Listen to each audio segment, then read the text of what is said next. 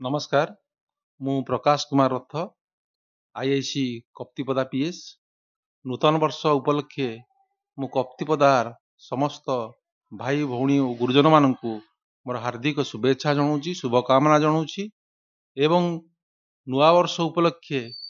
मु प्रतिज्ञाबद्ध जे मु एठी रहिबा पर्यंत कप्तिपदार जनसाधारण को निस्वार्थपर भाव सेवा प्रदान करी एवं आईन अनुसार समस्त कार्य करी कौन बेआईन कार्य करी नहीं एवं जदि केबे बेआईन कार्य मु करे ताले ए संक्रांत रे जदि प्रश्न उठे तार उत्तर मु निश्चिंत देवी एवं मु आहुरी मध्य मो तरफ आश्वासन दउची मो पाखु जो माने आसीबे अभियोग नहीं हुए तो समय लगी पारे किंतु से मानकु मु निश्चिंत न्याय देवी शेष रे समस्त भास्कर चैनल को मोर अनेक अनेक धन्यवाद एवं कृतज्ञता मुझे ज्ञापन करुच्ची कारण भास्कर चैनल रो